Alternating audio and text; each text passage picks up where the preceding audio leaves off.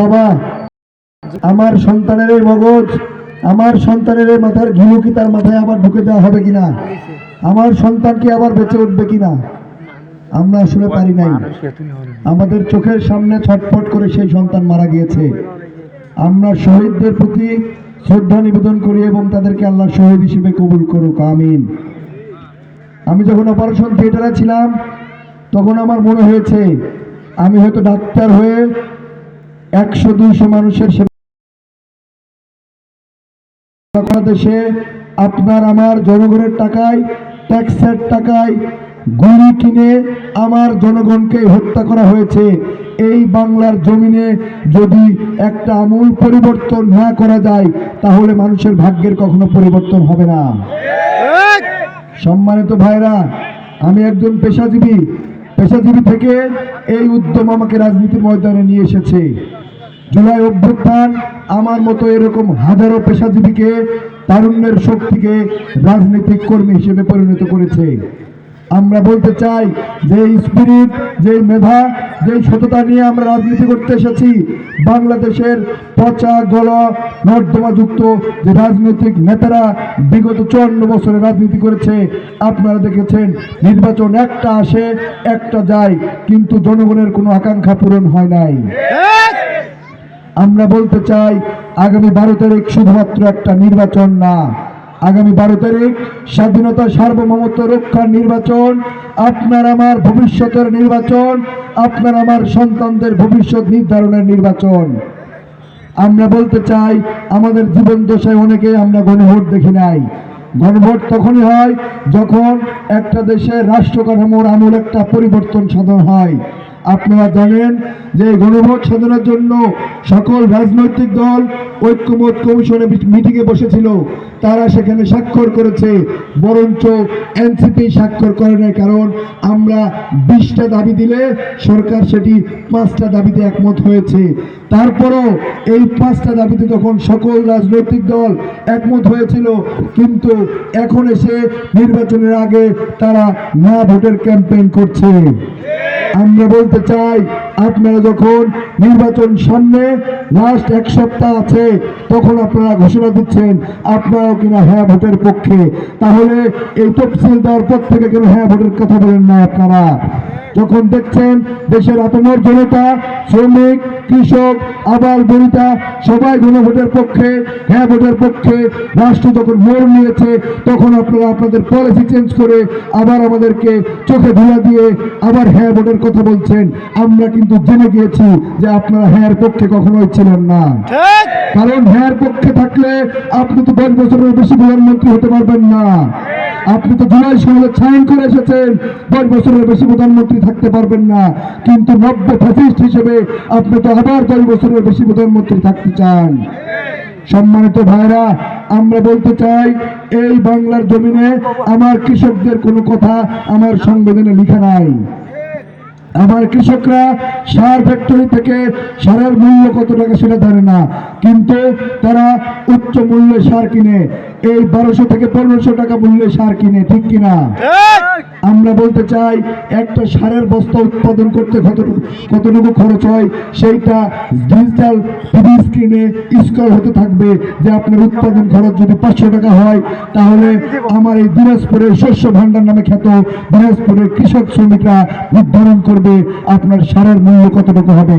আপনারা কি সাথে আছেন? 12 তারিখের পর থেকে আন্দোলন করতে পারবেন ইনশাআল্লাহ। এই দিনাজপুরের শস্য ভান্ডার থেকে নির্ধারণ হবে আমার সারের বস্তার মূল্য কতটুকু, এই দিনাজপুরের শস্য ভান্ডার থেকে নির্ধারণ হবে আমার কীটনাশকের বস্তার মূল্য কতটুকু। আমি বলতে চাই আমি একজন চিকিৎসক, স্বাস্থ্য সংস্কার কমিশনে দীর্ঘদিন কাজ করেছি। আমরা প্রস্তাব দিয়েছি একটা সাবানের মূল্য মোড়কে লেখা থাকে, কিন্তু বাংলার ওষুধের মোড়কে কোনো মূল্য নির্ধারণ থাকে না, ঠিক কিনা? আমরা বলতে চাই ওষুধের দোকানে গিয়ে আমি জানি না তার মূল্য কত কতটুকু, ওষুধের দোকানদার আমার দাম যতটুকু চাই আমি ততটুকু কিনে নিতে বাধ্য হই। কিন্তু এই বাংলায় কি এটা সম্ভব? আমরা কি আবার এটা চাই? আমরা প্রস্তাব দিয়েছি যে মূলকে মূল্য লেখা থাকতে হবে, আমার আবার বৃদ্ধ বনিতা সবাই দেখবে সরকারি মূল্য কতটুকু, তারপরে আমি দাম দিয়ে কিনবো। আর কোনো ধরনের কোনো বিচারিতা, কোনো ধরনের সিন্ডিকেট, কোনো ধরনের রংবাজি এখানে চলবে না। আমার 24-এর পরবর্তী বাংলার মানুষ এবার খেপেছে। আমরা বলতে চাই 295টা ওষুধের দাম, যাদের উৎপাদন খরচ 3 টাকা, বাজারে বিক্রি করে 20 টাকা। আপনারা কি সেটা বন্ধ করতে চান? আমরা সেটার প্রস্তাব দিয়েছি, কিন্তু আমরা ক্যাবিনেটে পাশ করেছি। বাস্তবায়ন করার জন্য এই গণভোট দরকার, গণভোট হ্যাঁ ভোট দরকার। আপনারা সবাই হ্যাঁ ভোট দিবেন ইনশাআল্লাহ। আমরা বলতে চাই এই তরুণ ছাত্র সমাজ, ইসলামিক শক্তি, বাংলাদেশপন্থী শক্তি যখন এইসব সংস্কারের কথা বলছে, তখন আমাদের বিরুদ্ধে বিভিন্ন প্রোপাগান্ডা ছড়ানো হচ্ছে, আমাদেরকে বিভিন্ন মিডিয়া ফেমিং করা হচ্ছে, আমাদের বিরুদ্ধে এইখানে মাঠে টাকা দিয়ে ভোট কেনার চেষ্টা করা হচ্ছে। আপনার কি টাকা দিয়ে ভোটের কাছে বিক্রি হবেন?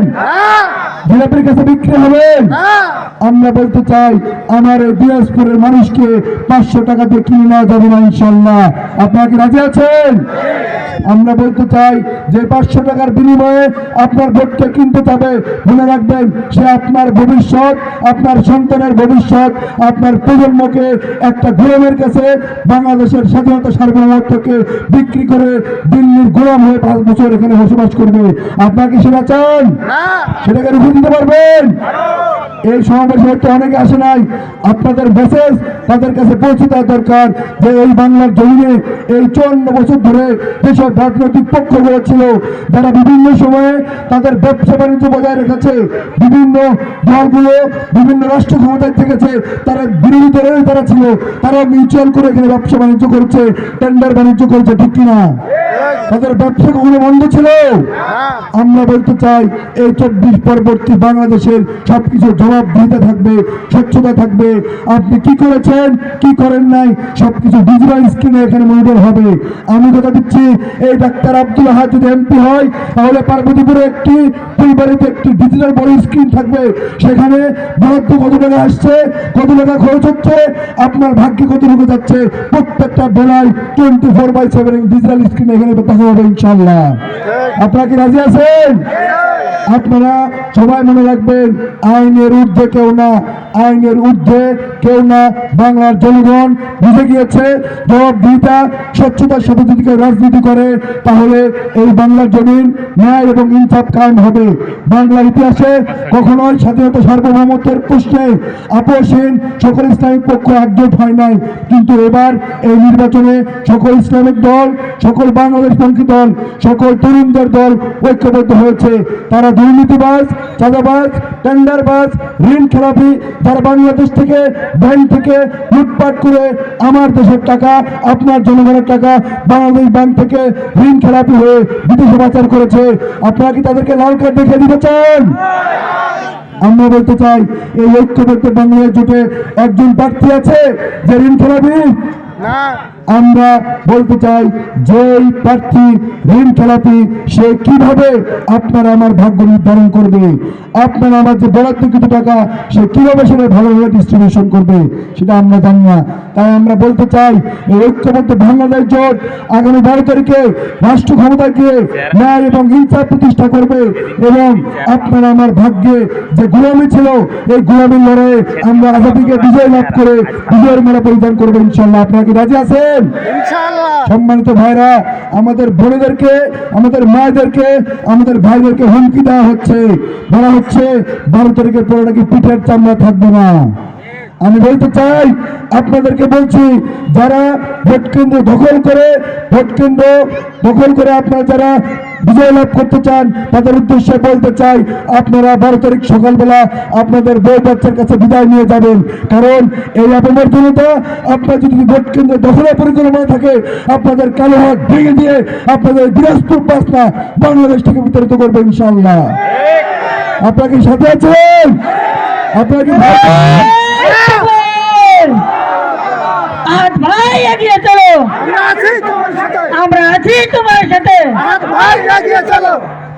সম্মানিত ভাইরা, আমরা বলতে চাই এই 24-এর গণঅভ্যুত্থানে যে 2000 শহীদ হয়েছে, এই 24-এর গণঅভ্যুত্থান পরবর্তী আধিপত্যবাদের বিরুদ্ধে কথা বলতে গিয়ে শহীদ ওসমান হাদি জীবন দিয়েছে। শহীদ ওসমান হাদির আমি অপারেশন করেছিলাম, আমি তার মাথা অপারেশন করে বুলেট বের করতে পেরেছি, কিন্তু তাকে বাঁচাতে পারি নাই। কিন্তু সে যে আমাদের আজাদির লড়াই চালিয়ে দিয়ে গেছে, আমরা শপথ নিয়ে বলতে চাই এই লড়াই সংগ্রাম চলতে থাকবে ইনশাল্লাহ। 12 তারিখ যারা ভোট কেন্দ্র দখল করতে চায়, চাঁদাবাজদের দখল করতে চায়, আমরা বলতে চাই আপনারা এখনো সময় আছে, সাবধান হয়ে যান, জনগণের মনকে জয় করুন। চাঁদাবাজদের বলছি আপনার জনগণকে ভালোবাসুন, জনগণের ম্যান্ডেট নিয়ে কাজ করা শিখুন, ভোট কেন্দ্র দখল করার চেষ্টা করবেন না। তাছাড়া আপনাদের পরিস্থিতি ওই দিল্লির গোলাম যেখানে চলে গিয়েছে 5 তারিখে, আপনাদের পরিস্থিতি এর চেয়ে ভয়াবহ বলে আমি মনে করি। আপনারা কি রাজি আছেন?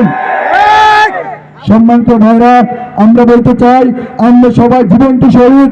বাংলাদেশকে তারা বিক্রি করতে চাই, বাংলাদেশের স্বাধীনতা সার্বভৌমত্ব তারা বিক্রি করতে চাই, বাংলাদেশকে তারা গোলাম বানাতে চাই, বাংলাদেশকে তারা দিল্লির গোলাম বানাতে চাই। তাদেরকে বলতে চাই, আমি সর্বশেষ একটি চুক্তির কথা বলে শেষ করব। আমি স্বাস্থ্য সংস্কার কমিশনে কাজ করার সুবাদে আমরা একটি চুক্তি দেখেছি। ভারতের একটি কোম্পানি, ডায়ালাইসিস কোম্পানি, তারা বড় বড় বাংলাদেশের 3টা medical college, Dhaka medical college, Chittagong medical college এবং কিডনি ইনস্টিটিউট, সেইখানে ডায়ালাইসিস সরকারিভাবে হয়, সেখানে সরকারিভাবে খরচ হয় প্রায় 3000-এর বেশি টাকা, কিন্তু প্রাইভেটে খরচ হয় সেখানে 1500 কিছু বেশি, 1700 টাকার মতো। কিন্তু দ্বিগুণ খরচে কেন সরকারি হাসপাতালে ডায়ালাইসিস করতে হবে, এর কারণ আমরা কেউ জানতাম না। এর কারণ খুঁজতে গিয়ে দেখি 2016 সালে আওয়ামী লীগের ফ্যাসিস্ট সরকারের স্বাস্থ্যমন্ত্রী নাসিম একটি চুক্তি করেছিল তাদের কোম্পানির সাথে। সেই কোম্পানি ডায়ালাইসিস খরচ করবে, মেশিন দেবে, মেরামত করবে, কেমিক্যাল দেবে, সবকিছু তাদের কাছে করতে হবে 2042 সাল পর্যন্ত। আমি 1.5 বছর ধরে অ্যাটর্নি জেনারেল, স্বাস্থ্য উপদেষ্টা সহ আমরা অনেক চেষ্টা করেছি, এই চুক্তি আমরা বন্ধ করতে পারি নাই। আমরা কি স্বাধীন দেশে আছি যে দেশে প্রাইভেট হচ্ছে সরকারি হাসপাতালে দ্বিগুণ খরচ দিয়ে ডায়ালাইসিস করতে হয়, আমার কিডনি রোগীরা দ্বিগুণ খরচ দিয়ে ডায়ালাইসিস করে? এইরকম হাজারো চুক্তি আছে যেগুলো আমার বাংলাদেশের স্বাধীনতা সার্বভৌমত্ব প্রশ্নে গলায় চিমুক দিয়ে ফেলেছে, গলায় দড়ি বেয়ে ফেলেছে। আমরা সেগুলো বন্ধ করতে পারি নাই। আমরা সেগুলোকে বন্ধ করার জন্য এই আগামী 12 তারিখে যে গণভোট, আপনারা সেগুলোতে গণভোট দিবেন। এইরকম হাজারো চুক্তি ইনশাল্লাহ আমরা নতুন করে বাংলার জমিন থেকে বিতাড়িত করে বাংলাদেশকে পুনরায় স্বাধীন এবং সার্বভৌমত্ব করবো ইনশাল্লাহ। আপনারা কি রাজি আছেন? সম্মানিত এলাকাবাসী, আমি সর্বশেষ কথা বলতে চাই, আমি এলাকার সন্তান, আমি একজন চিকিৎসক। আমি যদি সংসদে যাই কিংবা না যাই, আপনাদের প্রত্যেকের চিকিৎসার দায়ভার আমি নিয়ে যাবো ইনশাল্লাহ। আমি সংসদে না গেলেও আপনাদের চিকিৎসা করে দেবো ইনশাল্লাহ। আর যদি সংসদে যাই তাহলে আপনাদের যত দরিদ্র আছে, বৃদ্ধ আছে, বাচ্চা আছে, সকলকেই ফ্রিতে চিকিৎসা ব্যবস্থা করা হবে ইনশাল্লাহ। ভাই এগিয়ে চলো, আমরা আছি তোমার সাথে, আমরা সাথে। ভাই এগিয়ে চলো। সম্মানিত ভাইরা, আপনারা জানেন পার্বতীপুর ফুলবাড়িতে যে 50 শয্যা বিশিষ্ট হাসপাতাল আছে, সেটাকে 100 শয্যা বিশিষ্ট একটি হাসপাতালে, আধুনিক হাসপাতালে রূপান্তরিত করা হবে ইনশাল্লাহ। এবং একটি বিশেষায়িত মা এবং শিশু কেন্দ্র করা হবে ইনশাল্লাহ। আপনারা জানেন পার্বতীপুর এবং ফুলবাড়িতে প্রায় 1300 কিলোমিটার রাস্তা, যার মধ্যে 702 কিলোমিটার রাস্তা এখনো কাঁচা। এই অর্ধেকের বেশি কাঁচা রাস্তা দিয়ে আমার এলাকার সন্তানরা যারা স্কুলে যায়, আমার এলাকার অসুস্থ মানুষ যারা চলাফেরা করে, ডেলিভারি বাচ্চা হওয়া মা ডেলিভারি ব্যথায় রাস্তায় যাওয়ার সময় ডেলিভারি হয়ে যায়, আমার কৃষক ভাইরা পণ্য নিয়ে যাওয়ার সময় এই কাঁচা রাস্তায় এই বর্ষার সময় কষ্ট করে। আমি কথা দিচ্ছি ইনশাআল্লাহ, আল্লাহ যদি ক্ষমতায় নিয়ে যায় তাহলে এই 702 কিলোমিটারের অধিকাংশ রাস্তায় পাকা হবে ইনশাআল্লাহ। আপনারা মনে করতে পারেন এটা কিভাবে সম্ভব? এটা এভাবেই সম্ভব যদি আপনার ট্যাক্সের টাকা, যে ধার লবণ তেল কিনেন, সেই ট্যাক্সের টাকা যদি না মেরে খাওয়া হয়, ন্যায্যতার সাথে, জবাবদিহিতার সাথে, স্বচ্ছতার সাথে, সেই টাকা দিয়ে এই উন্নয়ন সম্ভব। আপনারা ডিজিটাল স্ক্রিনে ইনশাল্লাহ সেটা দেখবেন। 12 তারিখের পর থেকে একটি সম্পূর্ণ স্বাধীন, সার্বভৌম, অধিকার আদায়ের রাষ্ট্র বিনির্মাণের লক্ষ্যে 7 মার্কায় আপনারা ভোট দিবেন এবং এই বাংলাদেশকে আজাদির লড়াই চালিয়ে যাবেন এবং বিদেশি আধিপত্যবাদের হাত থেকে রক্ষা করবেন বলে আমি সবার কাছে দোয়া চাচ্ছি। আমি আপনাদের এলাকার সন্তান, আমি কোন নেতা না, আপনাদের ভাই, আপনাদের সন্তান, আপনাদের খাদেম হিসেবে কাজ করতে চাই। সবাই আমার জন্য দোয়া করবেন। আসসালামু আলাইকুম ওয়া রাহমাতুল্লাহ।